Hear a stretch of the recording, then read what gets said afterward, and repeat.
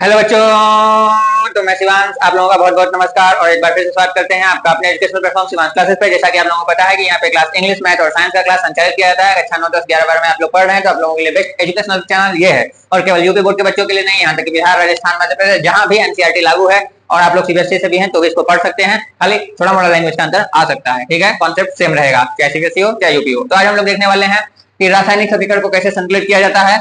How to balance chemical equation, balancing chemical equation, या फिर किसी भी रासायनिक समीकरण को कैसे बैलेंस किया जा सकता है। बैलेंस करना मतलब होना चाहिए कि संतुलन। अब हम लोग देखते हैं कोई भी रासायनिक समीकरण दिया होता है तो वो कैसे बैलेंस होगा। देखिए, जब जैसे ये 8 है तो इस तरफ भी 8 रहेगा तभी हम लोग का संतुलित है। अगर इस तरफ 8 है और इस तरफ 6 है तो ये दोनों बराबर नहीं होगा। तो सबसे पहले हम लोग को ये देखना होगा कि जो हम लोग का दाहिना हाथ है वो हम लोग के बाएं हाथ के बराबर है कि नहीं, यानी right hand side equal to left hand side होना चाहिए। यानी जो रिएक्टेंट है वो प्रोडक्ट के हम लोग के बराबर होना चाहिए, जो अभिकारक है वो उत्पाद के बराबर होना चाहिए। तो उसको चेक करने के लिए हम लोग पहले देख लेते हैं कि इसका क्या नंबर है। तो उसके लिए आप लोग एक बॉक्स भी बना सकते हैं, ठीक है। और अगर आप लोग को ऐसे समझ में आ जाएगा तो बहुत अच्छा बात है।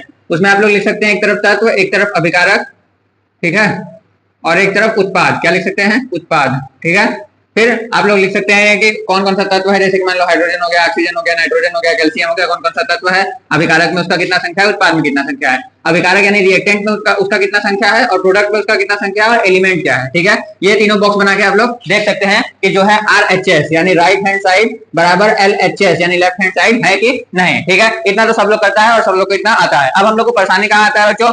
परेशानी आता है कि किसी भी रासायनिक समीकरण को कैसे संतुलित किया जाए। तो अब हम लोग देखते हैं कि किसी भी रासायनिक समीकरण को ऐसे चुटकी बजा के हम लोग कैसे संतुलित कर सकते हैं। तो सबसे पहले हम लोग को मेटल यानी धातु को संतुलित करना पड़ता है।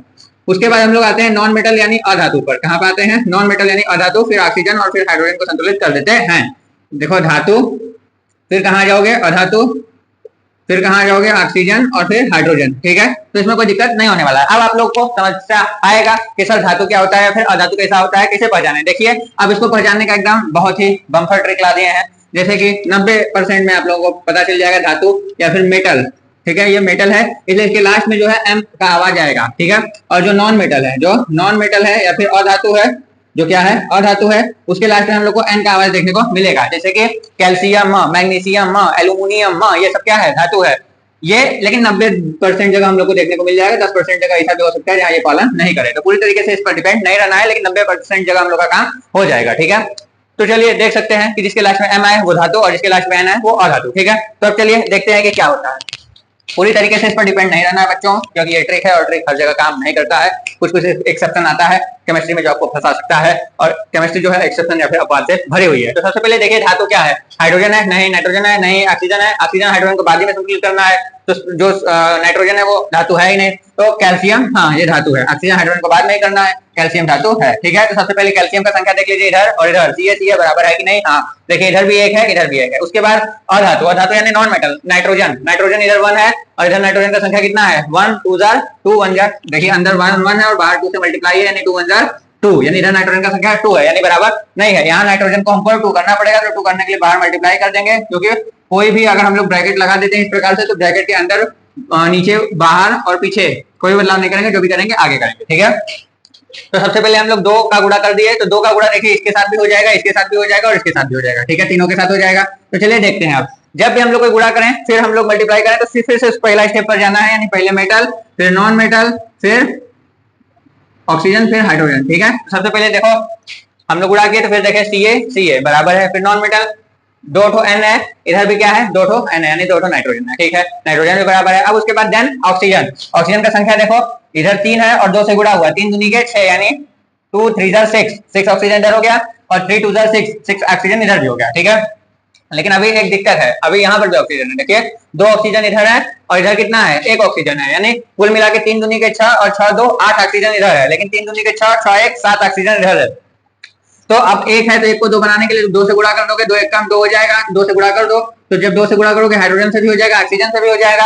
तो अब देखो 3 दूनी के 6 ऑक्सीजन इधर और 2 1 कम 2 6 2 8 8 ऑक्सीजन इस तरफ हो गया और 3 दूनी के 6 और 6 2 8 ऑक्सीजन इस तरफ हो गया, ठीक है। क्या क्या? अब देखो फिर गुणा किए तो फिर से शुरू से हो जाओ। क्या? सी ए 1 है, नाइट्रोजन 2 है, नाइट्रोजन 2 है, फिर ऑक्सीजन का संख्या देखो 3 दूनी के 6 6 2 8 8 इधर है, इधर देखो 3 दूनी के 6 6 2 8 8 इधर भी है। अब देन हाइड्रोजन पर आ जाओ। हाइड्रोजन का संख्या देखो, हाइड्रोजन का संख्या इधर कितना है? दो और दो चार, दो इधर है हाइड्रोजन और दो इधर है, दो दो चार। अब यहाँ पे कितना है, दो दूनी के चार, यानी अब हम लोग का ये रासायनिक अभिक्रिया संतुलित हो गया होगा। ठीक है, अगर आप लोग को कोई समझ में नहीं आया तो कोई दिक्कत नहीं है, अब हम लोग नेक्स्ट देखेंगे और उसमें सीखेंगे।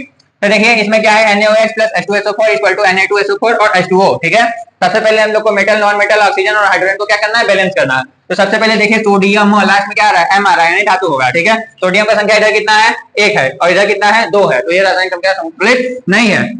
तो देखिए इधर 2 है तो इधर 1 है, एक को 2 बनाने के लिए आप क्या कर सकते हैं, एक को 2 बनाने के लिए 2 से गुणा कर सकते हैं, 2 एक कम 2 एक कम 2 हो सकता है, 2 1 2 हो सकता है। तो देखिए N2 इधर 2 से मल्टीप्लाई कर दो, सबसे पहले सबको ब्रैकेट में बंद कर दो, ब्रैकेट के अंदर, नीचे और पीछे कोई भी गुणा नहीं करना है, जो भी गुणा करना है हम लोग को कहाँ पे करना है, आगे मल्टीप्लाई करना है। ठीक है, तो चलिए करते हैं। सबसे पहले देखिए सोडियम 2 कर लिए, सोडियम इधर भी 2 हो गया है। उसके बाद कोई मेटल है, कोई मेटल है दिख रहा है, कोई मेटल हम लोग को दिख नहीं रहा है। उसके बाद नॉन मेटल यानी सल्फर को संतुलित करना है, बैलेंस करना है। सल्फर का संख्या देखिए एक है, इधर भी एक है। उसके बाद हम लोग को ऑक्सीजन को करना है, तो इधर 2 और 4, 6 ऑक्सीजन इधर है, और इधर 4 और 1 5 इधर है। तो इधर एक है और इधर कितना है, ये इधर इसका संख्या कितना है, 2 है। तो एक को 2 करने के लिए क्या करोगे, 2 से गुणा कर दोगे, तो 2 से गुणा करोगे तो हाइड्रोजन के साथ भी हो गया, ऑक्सीजन के साथ भी हो गया।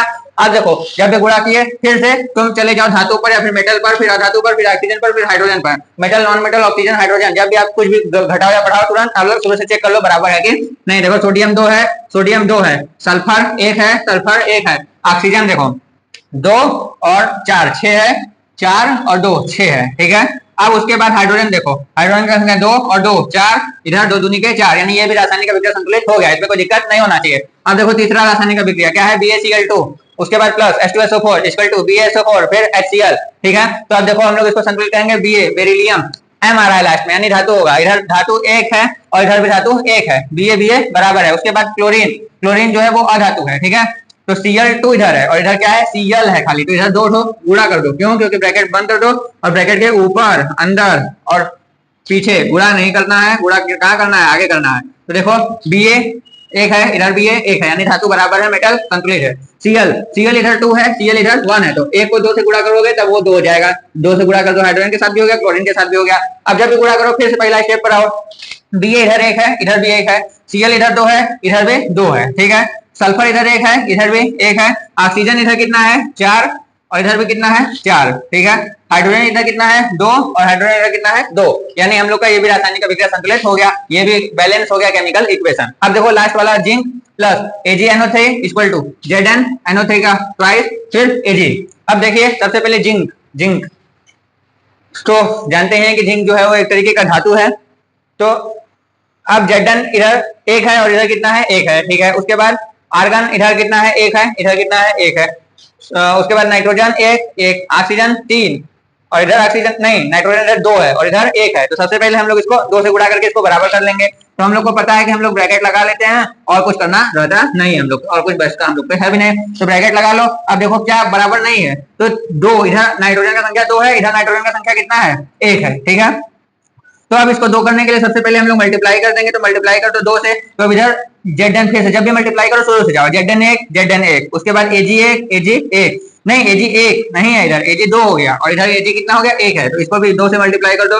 अब देखो Ag2 और Ag2, उसके बाद फिर जाओ N।